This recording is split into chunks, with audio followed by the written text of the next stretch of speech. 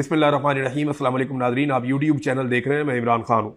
Nadreen, Bharat में Gen Z जीत गए और नरेंद्र मोदी और उसका निज़ाम हार गया। नरेंद्र मोदी के लोगों ने यह कहा था, बल्कि बीजेपी बार बार कह रही थी कि हमारी सरकार में वजीर इस्तीफ़ा नहीं दिया करते और हम दबाव में नहीं आते। लेकिन धर्मेंद्र प्रधान, जो नरेंद्र मोदी का कैबिनेट मेंबर है और वजीर तालीम है भारत का, उसको जेनजीज के एहतजाज के नतीजे में इस्तीफ़ा देना पड़ा। ये ना पूरे दुनिया के अंदर डिस्कस हो रहा है। ये जेनजी क्या है, ये एक्चुअली एहतजाज हुआ क्यों, इसके पीछे बड़ी वजह क्या थी, ये काकरोच जनता पार्टी क्या है, बहुत सारी चीज़ें मैं आपको इस वीलॉग में बताऊंगा। ये वो हकायक हैं जिन्हें आप कहीं पे भी कोट कर सकते हैं, आप बता सकते हैं जनाब ये सब कुछ ऐसे हुआ। पहले आप अपने जहन में ये रखें कि ये इस खित्ते में होने वाला पहला ऐसा एहतजाज नहीं है। माजी में हमने देखा अरब स्प्रिंग आई और वहां पे नौजवान निकले और उन्होंने अपने अपने मुल्कों में तख्ते उलटना शुरू कर दिए, और उसके बाद फौरी तौर पे जो अरब ममालिक हैं उन्हें मुसीबत पड़ गई और उन्होंने खजानों के मुंह अपनी आवाम के लिए खोल दिए और अपनी पॉलिसीज के अंदर काफी नरमी और बेहतरी लेकर आए, तो वो बच गए नौजवानों के अजाब से। ये मामला चला जाता है श्रीलंका में, और श्रीलंका में जेनजी निकलते हैं और हर चीज को तहोबाला कर देते हैं। पाक से खानदान जो बड़े लंबे अरसे से वहां पे इक्तदार में था, उसके इक्तदार का सूरज गरूब हो जाता है। फिर ये चले जाते हैं बांग्लादेश में। बांग्लादेश में हसीना वाजिद 15 साल से इक्तदार, बहुत ताकत थी उसके पास, जेनजी उसके गले की हड्डी बन गए और इन्होंने हसीना वाजिद का तख्ता उलट दिया, उसको मुल्क छोड़कर भागना पड़ा, वो चली गई वहां से। फिर ये खड़े हो जाते हैं नेपाल में जाकर। ये अलग अलग अपने अपने देशों के अलग अलग जेनजी हैं, ऐसा नहीं है कोई एक आदमी ने कंट्रोल कर रहा है। ये नौजवानों में उठने वाली एक तहरीक है। ये चले जाते हैं नेपाल में, वहां पे जाके जो उनका शाही खानदान है, क्योंकि जो निपो किड्स हैं वो अयाशी कर रहे थे। नेपाल के जो बड़े लोग हैं उनके बच्चे वीडियोस लगाते थे, रील्स बना बना कर लगाते थे, जिसमें वो दिखाते थे बड़ी बड़ी गाड़ियां, बहुत बड़े बड़े महल, बहुत बड़ी बड़ी अयाशी, बहुत इंजॉय कर रहे थे वो। तो उनके जो आम आदमी का बच्चा है वो इफेक्ट हो गया, वो गुस्से में आ गया और उन्होंने वहां पे भी तहोबाला कर दिया। अब इंडिया में ये मामला कैसे आया? जेनजी तो वहीं पे मौजूद थे। ये एक्चुअली 1998 के बाद से पैदा होने वाले बच्चे हैं जो 2010-2012 तक पैदा होते रहे। उसके बाद वाले जो हैं वो अल्फा है। तो जेनजी की जो उम्र है वो लगभग 15 साल से, आप समझ लें 15 साल से लेकर कोई ये 25-27 साल तक के जो बच्चे हैं, 27-28 साल तक के, ये जेनजी है। ये जनरेशन जो है ये जेनजीज की है। इन्होंने एक सदी तब्दील होती हुई देखी है। इनमें फ्लेक्सिबिलिटी या लचक उतनी ज्यादा नहीं है।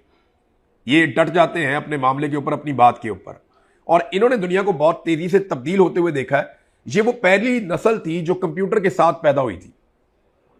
यानी जब कंप्यूटर आया, सोशल मीडिया का इनकलाब आया, तो ये बच्चे बड़े हो रहे थे और इन्होंने इसको अपना हथियार बनाया। तो इस वक्त अगर ये कहा जाए कि दुनिया में सबसे इफेक्टिव नेशन कौन सी है या सबसे इफेक्टिव एज ग्रुप के लोग कौन से हैं, तो वो जेनजी है। पाकिस्तान में इनकी तादाद बहुत ज्यादा है, बहुत ज्यादा है, क्योंकि 60% तो पाकिस्तान की आबादी नौजवानों पे है। भारत में भी बहुत बड़ी तादाद में है ये। अब भारत में शुरू कैसे हुआ इस पे हम बात करते हैं, लेकिन भारतीय वुज़रा ये कहा करते थे और उनकी सरकार ये कहती थी कि हमारे यहाँ वजीर इस्तीफा नहीं दिया करते, हम दबाव में नहीं आया करते। लेकिन जेनजीज ने साबित किया कि झुकती है दुनिया, झुकाने वाला चाहिए। तो उन्होंने झुकाया, पूरे निजाम को अपने सामने घुटनों के ऊपर लाकर उन्होंने झुकाया और बिलाखिर उन्होंने उस वजीर तालीम का इस्तीफा लिया जो बहुत ताकतवर आदमी है। धर्मेंद्र प्रधान इसका नाम है। इसका जो वालिद था वो भी सियासत में था, खानदानी सियासतदान है, बहुत पुराने। ये लोग कई मरतबा वजीर रह चुके हैं। वाजपेयी की कैबिनेट में धर्मेंद्र प्रधान का जो वालिद था दबिंदर प्रधान, वो उस वक्त भी मिनिस्टर था और वो अलग अलग मिनिस्ट्रीज के ऊपर रहा। अब ये इसका बेटा जो है ये कई मिनिस्ट्रीज के बाद अब वजीर तालीम बना हुआ है नरेंद्र मोदी के साथ, नरेंद्र मोदी की कैबिनेट में। तो ये कोई ऐसा आदमी नहीं था कि जिसको नरेंद्र मोदी उठा के फेंक देता। बहुत मजबूत आदमी था, बड़ा करीबी साथी था, लेकिन इस्तीफा देना पड़ा। इसका मतलब यह है कि जेनजीज का दबाव बहुत था। मामला शुरू कैसे हुआ ये मैं आपको बताता हूं। हुआ यह कि 15 मई 2026 को एक केस लगता है भारतीय सुप्रीम कोर्ट में, जिसमें एक वकील साहब जो हैं वो अपना गुजाती केस लेकर आते हैं। वो केस भारतीय सुप्रीम कोर्ट में चल रहा था, तो चीफ जस्टिस ऑफ भारत ने, जो भारतीय सुप्रीम कोर्ट का चीफ जस्टिस है, उसने नौजवानों को काकरोच कहकर मुखातिब कर दिया। उसने कहा बेरोजगार नौजवान जो है ये काकरोच की तरह, इस तरह मिसाल एक दे दी उसने। अगले ही दिन एक अकाउंट बनता है, और अकाउंट बनने वाला, जो बनाने वाला आदमी, उसका नाम है अभिजीत दीपके, ये भारत से बाहर रहता है, और ये अकाउंट बना देता है काकरोच जनता पार्टी के नाम से। इस वक्त इंडिया की सबसे बड़ी पॉलिटिकल पार्टी बीजेपी है, भारतीय जनता पार्टी। वो एक पार्टी बनाता है काकरोच जनता पार्टी, तंज में इसका ये नाम रखा गया। चीफ जस्टिस ने बाद में सफाई पेश की, जनाब मैंने इसलिए नहीं किया था, मैं तो सिर्फ उन नौजवानों का या उन पे तनकीद कर रहा था जो जाली डिग्रियां लेकर आते हैं, मैं असली डिग्री वाले नौजवानों की तो बात ही नहीं कर रहा था। लेकिन चीफ जस्टिस से जो गलती होनी थी वो हो गई, जो बात निकलनी थी। वो कहते हैं ना कि जो बोल जबानों निकल गया वो तीर कमानों निकल गया। तो जो भारतीय चीफ जस्टिस ने करना था वो कर दिया, नौजवानों ने जो करना था उन्होंने भारतीय जनता पार्टी के मुकाबले में उन्होंने बना दी काकरोच जनता पार्टी। दीपिके जो है, अभिजीत दीपिके, वो भारत वापस आ गया। इस वक्त ये तहरीक इतनी बड़ी ऐसे हो गई कि मिलियंस में लोग इसको फॉलो करना शुरू हो गए। नरेंद्र मोदी के जितने लोग पढ़े लिखे लोग मुखालफत करते थे, वो सारे के सारे अपने आप को काकरोच जनता पार्टी के साथ जोड़ने लगे। मजाक मजाक में ये पार्टी इतनी बड़ी हो गई कि दिनों में इसके फॉलोअर्स मिलियंस के अंदर चले गए, बहुत बड़ी और तगड़ी पार्टी बन गई। फिर हुआ ये कि इनको एक मुद्दा मिल गया खड़े होने के लिए, लड़ने के लिए। भारत में हर साल एक एग्जाम होता है जिसका नाम है नीट यूजी। ये एग्जाम होता है, ये एग्जाम होता है भारत में जो मेडिकल के अंदर तलबा को दाखिले मिलते हैं। जैसे पाकिस्तान में एमडी कैट, पाकिस्तान के अंदर मेडिकल एंड डेंटल जो डॉक्टर बनते हैं, एफएससी पास करते हैं बच्चे प्री मेडिकल में, तो उनका एक टेस्ट होता है एमडी कैट का, कि आप ये पेपर देंगे तो पता चलेगा आपका कौन से वाले मेडिकल कॉलेज में आपको दाखिला मिलना है, आपकी काबिलियत कितनी है। इसी तरह का एक टेस्ट भारत में होता है जिसको कहते हैं नीट यूजी। ये टेस्ट 3 मई 2026 को हुआ था, और इस टेस्ट के जो पेपर है, जो इसके अंदर पेपर आया था, वो लगभग 40 से 45 घंटे पहले सोशल मीडिया के ऊपर वायरल था। यानी व्हाट्सएप ग्रुप्स के अंदर आ गया था, सोशल मीडिया पे वायरल था। ये पेपर लीक हो गया था पहले से। अब ये पेपर लीक हो जाना, पाकिस्तान में भी होते रहते हैं पेपर लीक, धांधली भी होती रहती है, बेईमानी भी होती रहती है। वहां भारत में एक एग्जाम चोरी हो गया, जिसके बाद दिल बर्दाश्ता होकर कुछ नौजवानों ने खुदकुशी कर ली। लगभग 10 से ज्यादा बताए जाते हैं, कुछ 11 कहते हैं, कुछ 15 कहते हैं। भारत में कुछ नौजवानों ने खुदकुशियां भी कर ली और यह रुला पड़ गया पूरे मुल्क में। फिर इसकी इंक्वायरी शुरू की सीबीआई ने, और तहकीकात के बाद उन्होंने कहा कि एक इंतजामी गलती थी, सिस्टम को इंप्रूव करना चाहिए, आइंदा ऐसा ना हो उसके लिए क्या इकदाम करने हैं, और जो लोग जिम्मेदार हैं उनको सजा दी जाए या उनको पकड़ा जाए। तो इस इंतजामी गलती में और इसके अंदर जिस किस्म की 2 नंबरी हुई, वो लोग पकड़ में आ गए। सीबीआई ने उन लोगों को पकड़ लिया। यह 3 मई 2026 को हुआ था।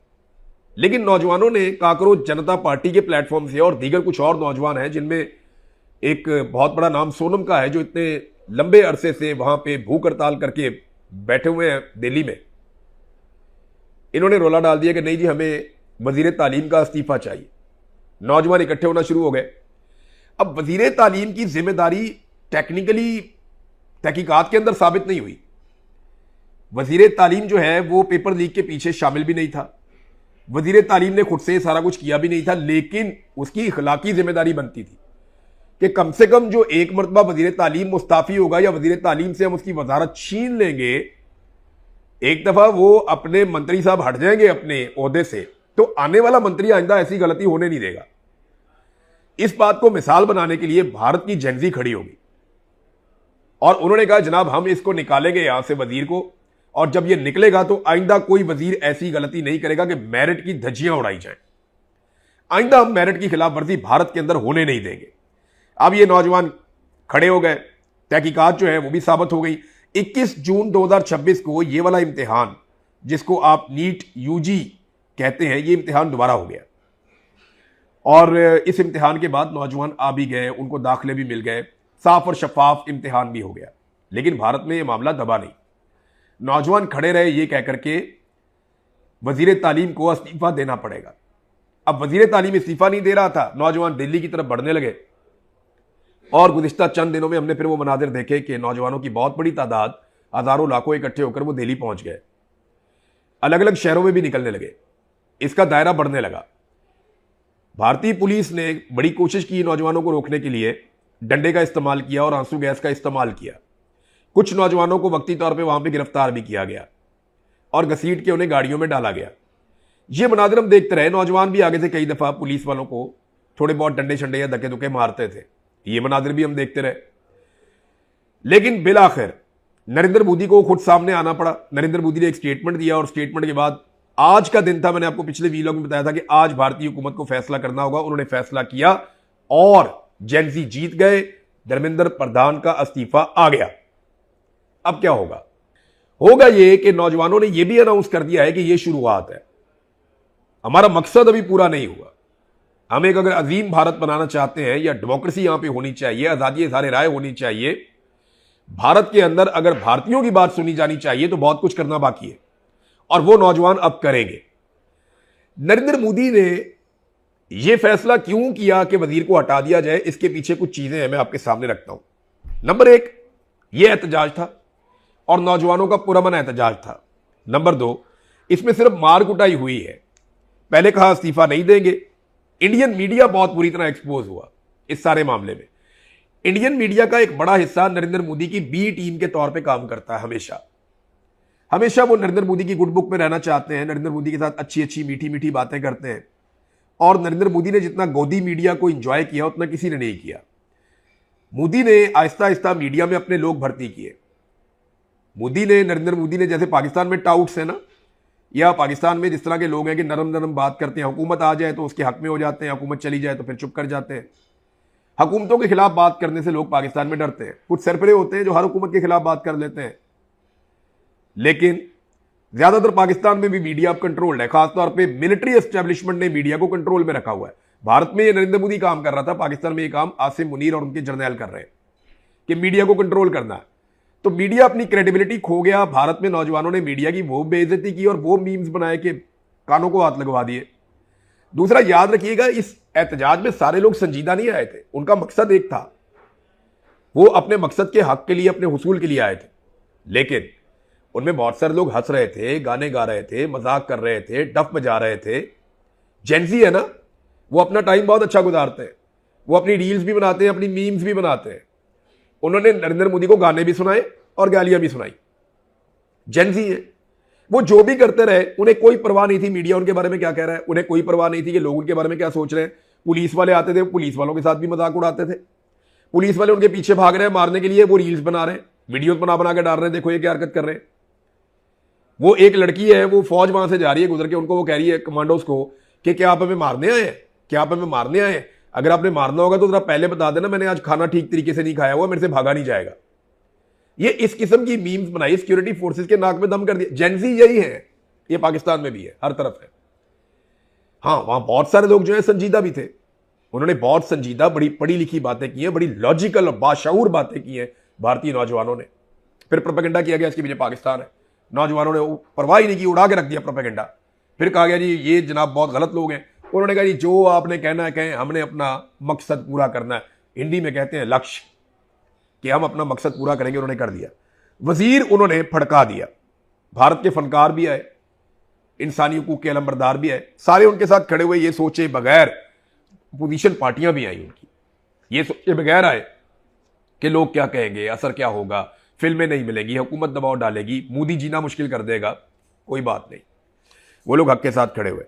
अब भारत की सरकार भी मुबारकबाद की मुस्तहिक है। एक तो नौजवान जो है वो मुबारकबाद का मुस्तहिक है, वो डटा रहा, वो जीत गया। भारतीय हुकूमत भी मुबारकबाद की मुस्तहिक है, इसलिए कि उन्होंने अपने नौजवानों पर गोली नहीं चलाई।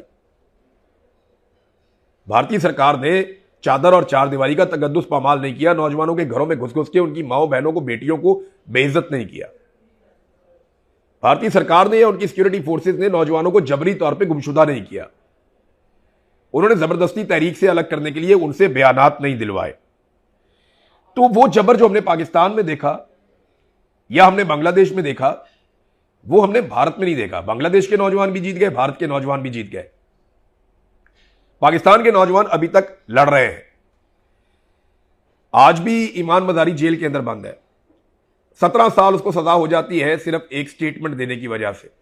एक स्टेटमेंट, 17 साल जेल में। जज का बच्चा 2 लड़कियों को दिन दिहाड़े कुचल के मार दे इल्लीगल गाड़ी में बगैर लाइसेंस के, 4 दिन में घर पे। ईमान मजारी एक ट्वीट कर दे 17 साल की जेल हो जाती है उसे। मारंग बलोच वो क्या कहती है, मेरे लोगों को जबरी तौर पे लापता किया जाता है, उठाकर ले जाती हैं एजेंसियां, और जब वो मिलते हैं तो उनकी लाशें मिलती हैं, वो भी मसख शुदा कि उनको आप पहचान भी नहीं सकते, उनके चेहरों पे तेजाब डाले होते हैं, या तशद्दुद ज़दा लाशें मिलती हैं। ये मारंग बलोच कहती है, उसको उठा के भी जेल में डाल दिया। अली वजीर उसको भी उठा के। बेशुमार ऐसे लोग हैं जो इंसानी हकूक के लिए काम करते हैं, उनके साथ जुल्म करते हैं। अम्मार अली जान के साथ कितनी मरतबा जुल्म हुआ, उसके लोगों के साथ कितनी दफा जुल्म हुआ, और बहुत सारे लोग हैं। हमें इससे पाकिस्तान ने कुछ नहीं सीखा।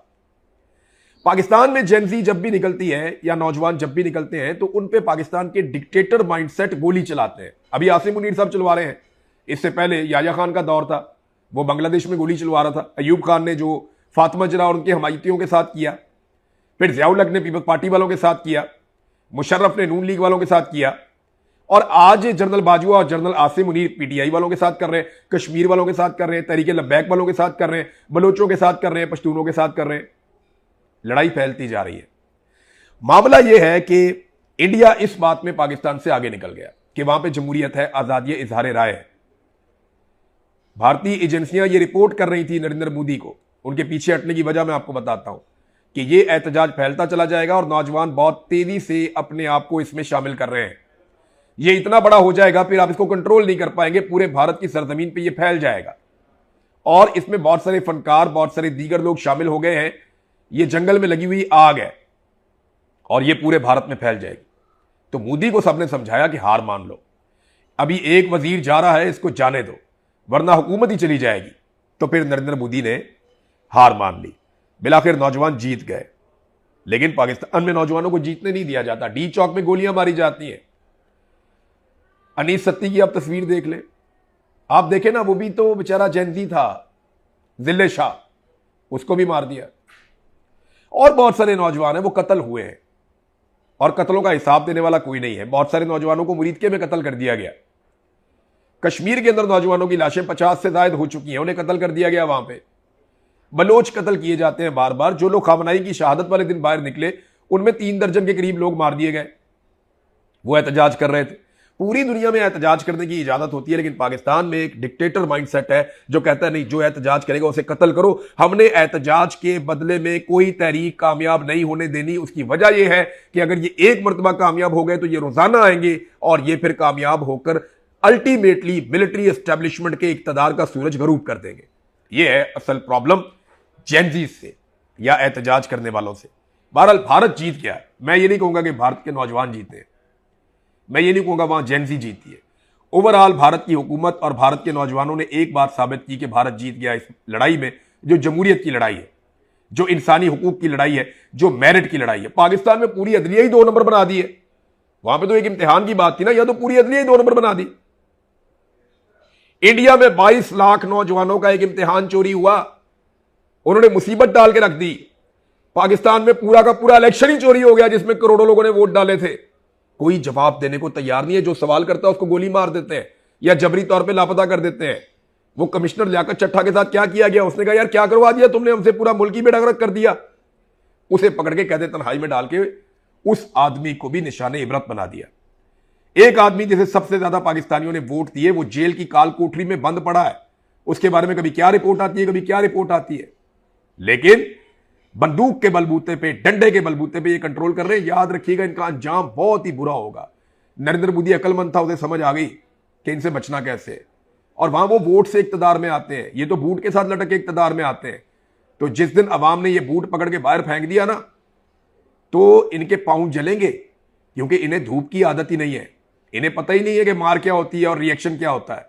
जब रिएक्शन आया ना पब्लिक का, तो इनको लग पता जाएगा, क्योंकि जितना आप जुल्म करेंगे ना, ये जेनजी उतनी मजबूत होती जाएगी। मैं लिख के देने को तैयार हूं, पाकिस्तानी नौजवान ज्यादा मजबूत है, ज्यादा जबर और जुल्म का उन्होंने सामना किया है, वो ज्यादा बाशऊर है।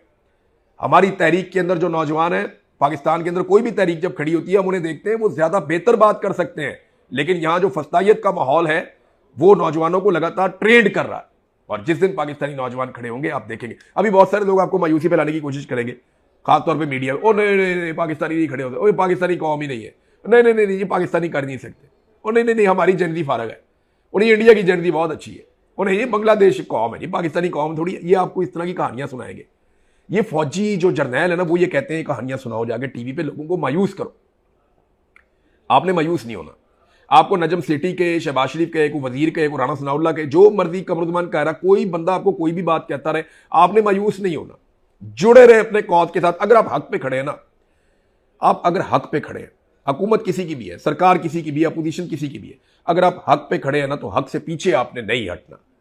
और हक पता है क्या, पाकिस्तान में आज की तारीख में सबसे बड़ा हक यह है कि पाकिस्तान की मिलिट्री एस्टेब्लिशमेंट ने इस मुल्क पे कब्जा किया हुआ है, और वो इस मुल्क को अपनी मर्जी से चला रहे हैं, अपने जाती मफादात के लिए।